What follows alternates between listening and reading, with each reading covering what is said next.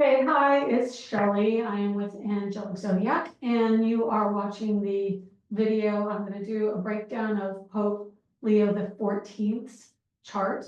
This is a disclaimer. I'm not Catholic. I was raised Catholic till about 13, and I left that religion at that time and didn't begin my own spiritual journey with religion until I was 23 when I became Buddhist, and I've been Buddhist since then.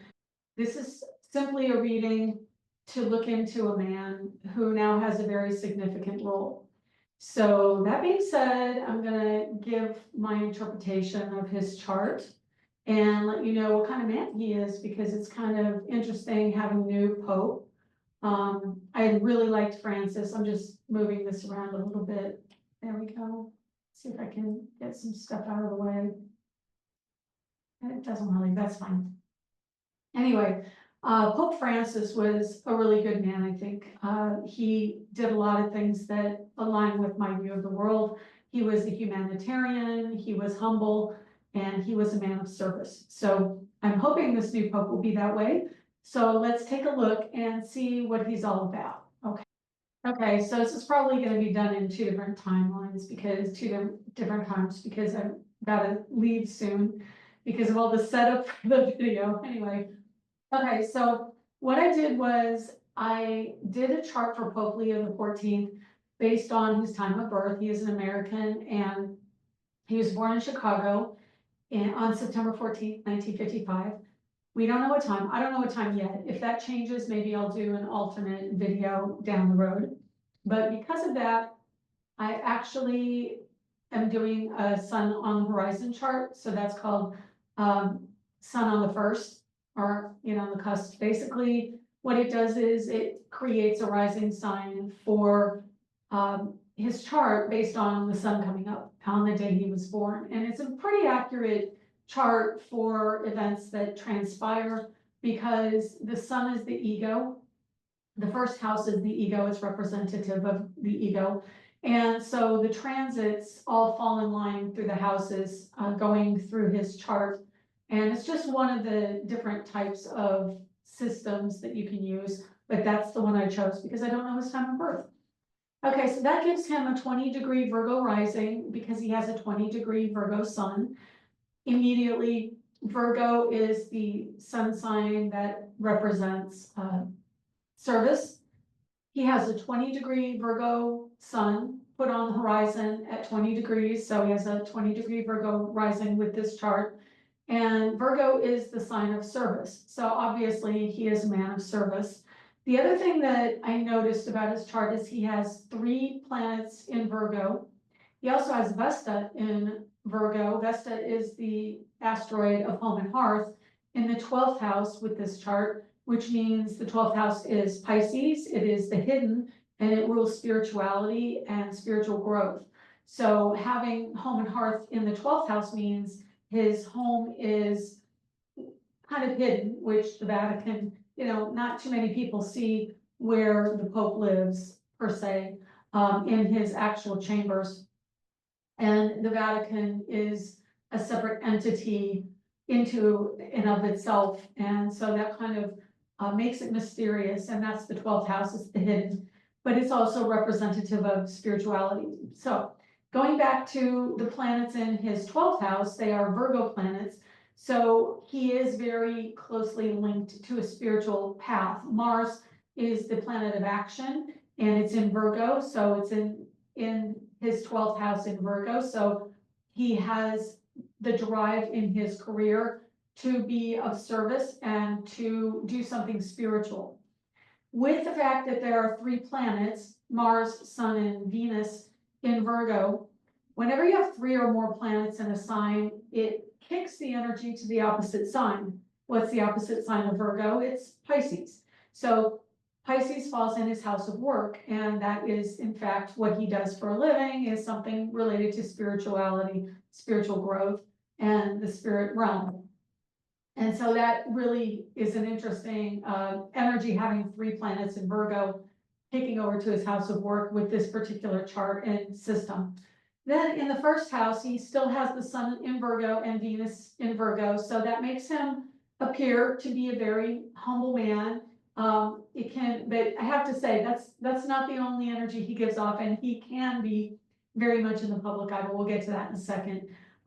Sun Venus conjunct, he exudes a loving energy, a loving presence. It's a feminine energy as well, so he may express himself in a more receptive manner as opposed to Mars. But because his Mars is in the 12th, behind closed doors, he does have a very strong work ethic. Mars in Virgo is kind of a workaholic. So he is giving himself completely to his passion and his career. It's just that in the public eye, we're seeing, I've got chills all over for this. In the public eye, we see a man who is humble, and he may exude some type of workaholic energy in the public eye as well, but he can be very beloved as well with that Venus Sun conjunction. And it also imbues a beautiful or pleasing look of the person. You know, he's a nice, gentle face, not someone who's harsh or angular, not necessarily an ugly thing, just, you know, he has more pleasing features. Mercury in Libra, and that's the other thing, he has a couple planets in Libra. And I always see a chart like this. He's got a cluster, a stellium of planets all in one area of his chart, and they all fall in one half of his chart, which is called a bowl in the formation. And that means that they all kind of work together in one area of his life. He chose to come in and explore this part of the sky. This part of the sky runs from South Node 22 Gemini, which is significant. 22, as we know, has the energy of a connection to the world point, a world point. It is also the energy where we saw Pluto, and I believe it was either Uranus or Neptune conjunct a few years ago during COVID. So it's a really significant degree. And in this chart, he has the South Node at 22 Gemini in the midheaven. So his past life was that of a communicator and a teacher. And then he has the beginning of his planets at 1 degree Leo, so Uranus at 1 degree Leo. And he has 19 degrees Leo Jupiter. I'm going to use my little cursor here. And then he's got Pluto at 27 Leo joining the moon at 27. So even though he has this strong stellium in Virgo, he's got a very strong stellium in Leo, which also kicks to the opposite side because of the fact that there are 4 planets, 3 or above, kicks to the other side. And that means that he has a very strong Aquarian energy about him, which is where his Chiron is, and it's in the 5th house, which is the Leo house. So he's got a very strong Leo Aquarius axis in this chart. I find it really interesting because he also has Mars at 9 degrees transiting his house of community from career, money from career, and Mars in Leo does tend to be the fame point and present itself in the public eye. They do like attention, so having Mars in there, it's about a midpoint between Jupiter and Uranus. There will be massive changes around how the community of Catholics are perceived, and he is here to make that change. Again, with the 4 planets in Leo, it does kick more to Aquarius, so you can see him as a certain type of person, but you may not expect some of the things he does. He's definitely going to do some cutting edge spiritual growth for the community. He will make a name around how he sees Catholics within the community of the world, even because of that Uranus connection, Uranus in the house of Aquarius, which is its own house. And then Leo, it's about children and creativity. It can be a bit of an actor energy, because now if he didn't have Mars transiting this house, it might have shown more like Aquarius, but because Mars is there, it focuses the energy in the Mars energy. And then he's got Pluto directly on his Chiron on the other side, so within 3 degrees. And that honestly is a bit concerning about the people he surrounds himself with. Could be a bit punishing to him intellectually, so he's going to have to find his strength. Pluto just went retrograde last week, so for pretty much the duration of his papacy, he will be in Pluto retrograde. So there will be a renovation energy, because Pluto direct is that change and that going forth. Pluto retrograde in Aquarius or any sign is going to renovate and reevaluate any of the energy that was discovered during that Pluto initiation, which was really from the beginning of this year. So having his Uranus, Jupiter, Pluto all in Leo, massive change, I mean, like Pluto in and of itself will give a tremendous shift to whatever energy, whatever house it's in, and that is the community house. So there will be massive changes in the Catholic Church. According to his chart, he's here for the change. Jupiter's transformation, Uranus is the unexpected as well as power. And so there will be I've got chills all over my body. I think this man is going to have a tremendous influence on not only the Catholic Church, but probably worldwide religion, as the Pope tends to do. But I think in recent years, it's been there, but it hasn't been as much on the world stage until maybe late Francis energy. But I think this man is definitely going to enjoy on some level the attention and the power that the job brings. And then Moon at late degree Leo, I find this really interesting because it's also Pluto in Leo is Trump's energy, and then there's the Moon here, and the Moon moves past Pluto in this chart, which means when you look at the process of the planets, the order they're in is kind of important, because it's also the order they're triggered in. So when planets transit through his chart, with the exception of the nodes, because the nodes are going to be going retrograde through his chart, that should be really interesting when the nodes in a year and a half, when the nodes get to his Leo, because the first one that's hit is the Moon. So it's going to really show the true intention, the true outcome of what his papacy will be about in about a year and a half. And then it hits Pluto, which is a major change, again, around the church community. So in about a year and a half, with that node, that south node, karma's going to come to hit that institution very strongly, as long as he's still the Pope in that time.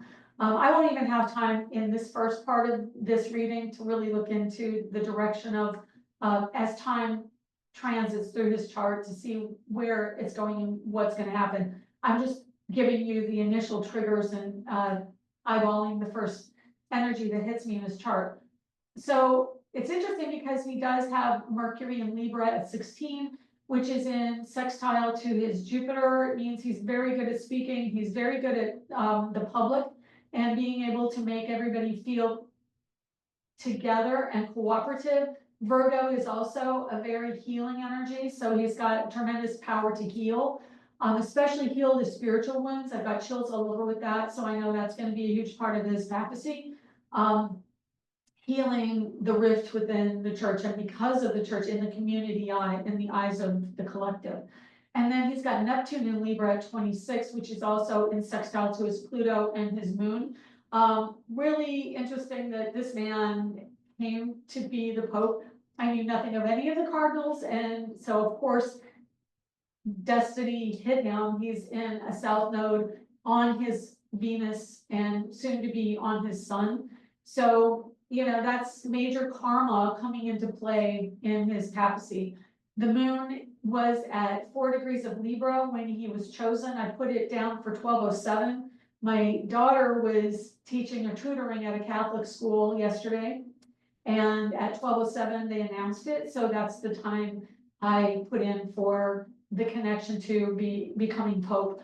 And it was really interesting because my daughter does a number of religious tutoring, and she's in a Muslim school, she's in the Catholic school, and is seeking out her own spiritual community. And she was in the Catholic school when he was announced, and her boyfriend is a Leo, and her dog is a Leo, and her dog is named Leo. So she's seeing, and she's interviewing today for a job, and the person in charge, his first name is Leo. So it's an incredible time for Leo energy. Mars is in Leo, and the signs are all over the place. I think definitely he was destined to be Pope, as they say. He's got Mercury in Libra, like I said. and he's got Neptune at 26 Libra. So his ideal is balance and community and everybody cooperate. So I haven't really looked at any conflicts yet. His chart, the Leo is in sextile to the Libra. He's got 17 degrees Scorpio Saturn, which is in cooperation with his Mars. And there may be some other issues. I see an Arabic part of trickery at 17 Virgo in his chart, and that is in sextile to his Saturn. So that may mean that there's some energy going on behind the scenes that he has to be aware of and beware of. He's also, like I said, got Chiron at 0 Aquarius, and Pluto now is retrograde in Aquarius within 3 degrees of that, and we'll actually go back to that degree. So I would say there is some intrigue with his papacy, and because I think he is a very powerful pope, he may have some instant enemies, so to speak, as we look at this chart. And we can get more into that later, but I have to wrap it up for now. I don't want to get this out today, so we'll see how it goes, and I'll talk to you soon. Okay, hi, I'm back. It's later in the day, and I was just looking at some of the transits going on for Pope Leo the 14th, and I think it says 4th, but it's the 14th. That was a mistake on my part. Anyway, Jupiter here at 22 is squaring his Venus and Sun. So honestly, that's probably a little bit difficult, and not to mention, even though they're not exactly aligned, they are at the same degree, the South Node and Jupiter. And since he has the South Node midheaven, and it squares, well, of course, we don't know his exact rising, but in this chart, the South Node is midheaven, but it doesn't even matter because it still squares the midpoint between his Sun and his Venus. So that's really an interesting thing if you think about the fact that popes and priests are a celibate lot, and having the South Node in Gemini, which is kind of a player energy. It's usually associated in astrology with multiple partners. It squares right between the Sun, which is ego and identity, and Venus, which of course is feminine energy and how you connect to women. So when you have the Sun next to Venus, you kind of satisfy your feminine nature yourself, because they are so close, they're like moving in tandem, the Sun and Venus. And so in Virgo, it's interesting, he can very much intellectualize the feminine experience with Venus and Virgo. And honestly, Virgo, Libra, and Scorpio are kind of an area of the sky that's all really into cerebral management of emotions. And Libra, it's the air sign, even though it is the ruler of marriage and partnership, it is an air sign, so it's a thinker. And then you have Scorpio, which is a water sign, so it's deep in its emotions, and it rules the house of commitment.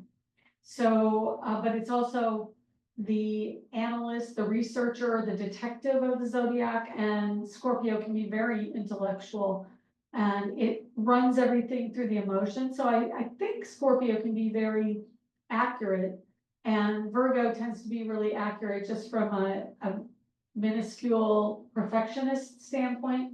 Libra is kind of the buffer between the two energies, and because it is the sign of scales, it is the balance between the Scorpio and the Virgo.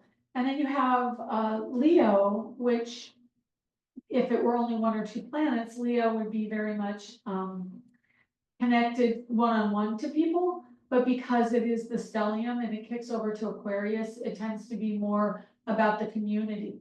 And that is in trine to the Libra. So it's really interesting, the dynamics of the planets and their signs in his chart, because he has 4 planets in Leo, 3 planets in Virgo, two planets, Mercury and Neptune in Libra, and then Saturn in Scorpio right next to his Juno. So Juno is the asteroid of the feminine side of marriage. So Juno married Jupiter. And so having that energy right there next to Saturn, his career, he's married to his career. And it's in his second house. So that's the house of love and money. And Scorpio goes to a deeper well, so to speak. And Neptune is at 26 degrees of Libra right here. And it's also in the second house as well. So Neptune, the ideal situation, the ideal scenario, late degree. So in his chart, karmically, he is, I mean, because Neptune rules karma, Saturn rules karma as well. Neptune is past life karma, and so is the South Node. And then Saturn is the structure of karma and the more practical side of karma.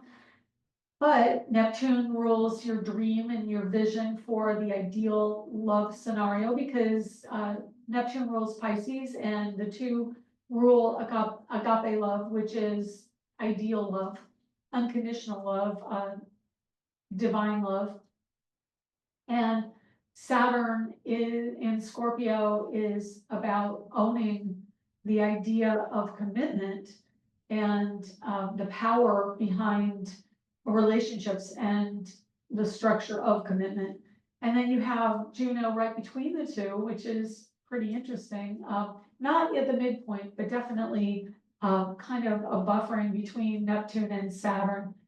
And so Neptune being the ruler of, like spiritual sages, and Saturn, it's like he's married to his work and he's married to his career.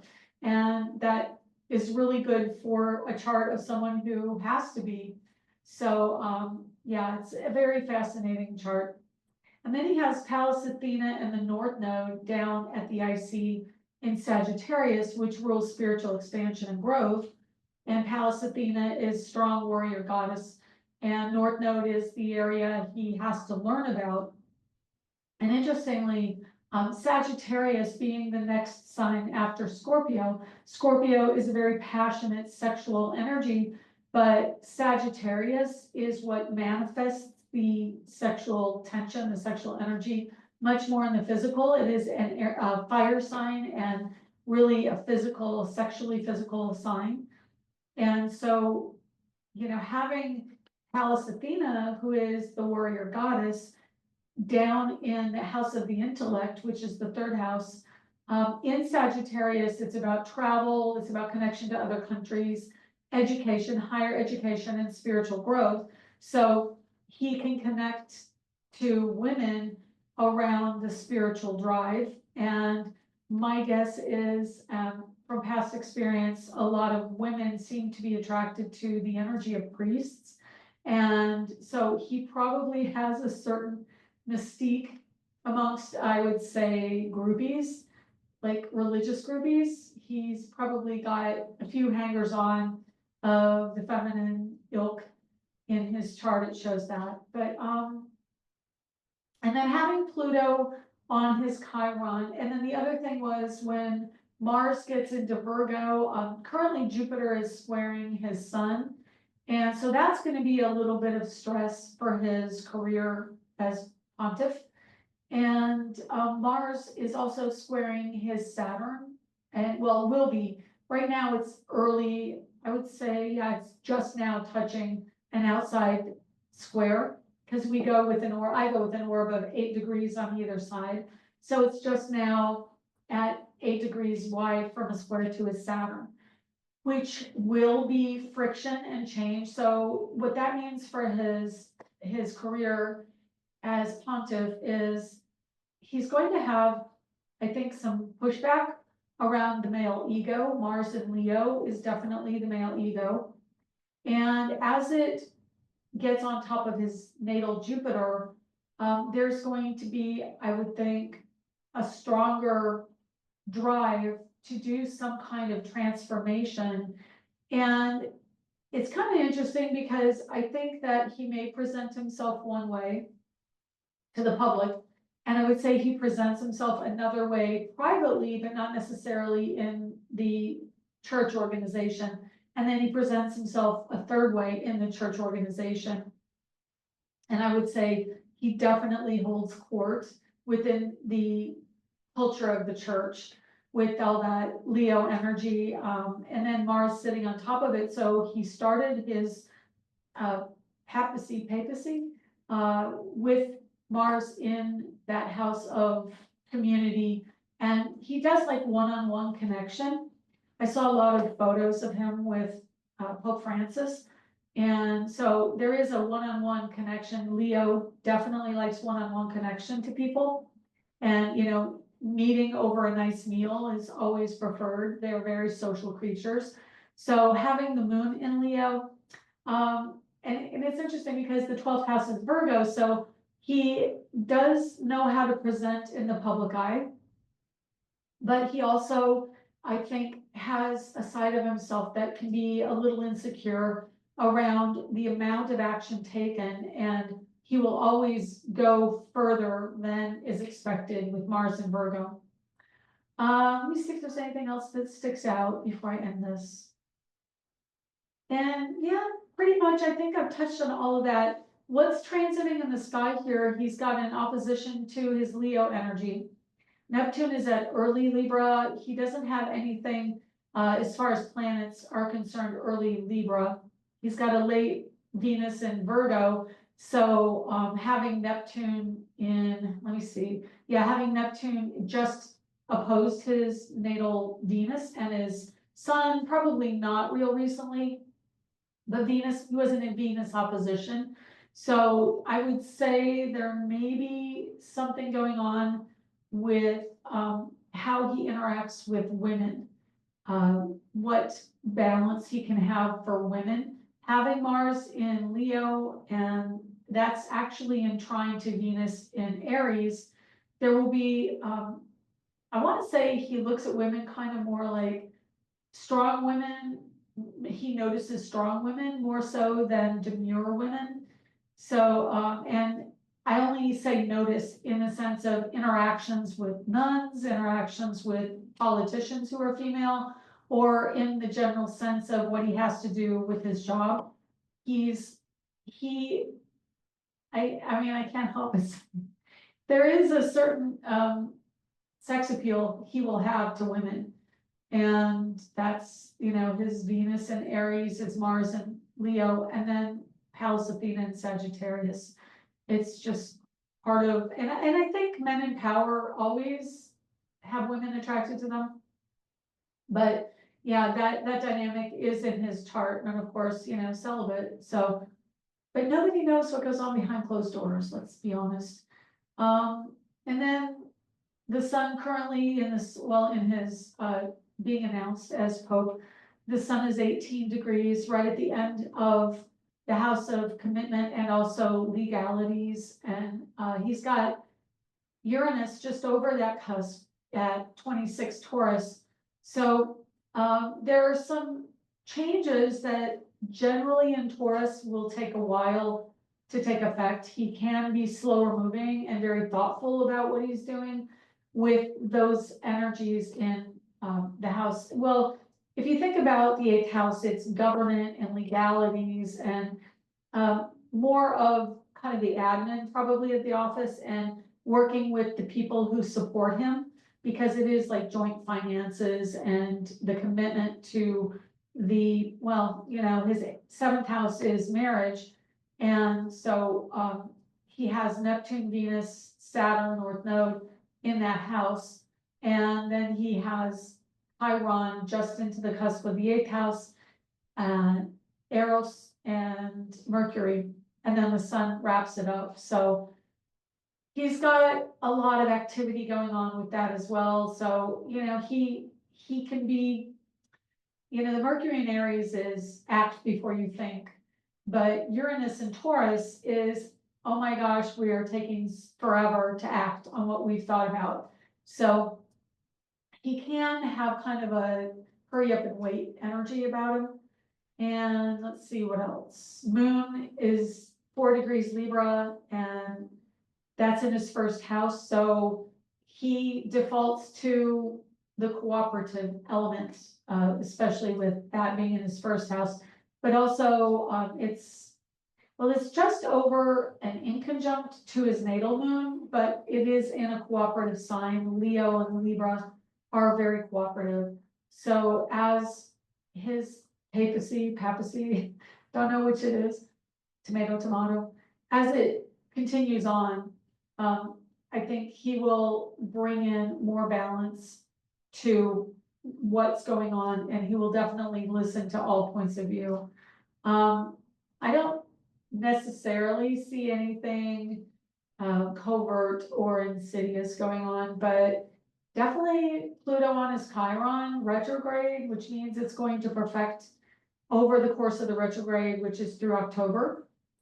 That'll be interesting to see what that means, that there's going to be a louder voice around the wounding of communities. So I think he's probably going to have to deal a bit more with what's going on in the Catholic Church in more covert ways. And, Mars in the 12th house in Virgo. I think he might make some inroads into getting that all taken care of. The word that came to mind was assuage. So, getting it more calmed down and taking more notice of it, and doing something about the ills of the organization. Okay, so that's all I have to say about the new Pope. I wish him well. I think there are a lot of planetary positions that are in common with my own chart, and so I'm hoping, fingers crossed, that he's someone that I can admire in his role. And we'll see what happens, how it goes. I think he's definitely going to be an educator. Virgo, Sagittarius, North Node, and Jupiter and Gemini is about education. I think he takes education seriously. Okay, you have a great week, and we'll talk to you again soon. Bye.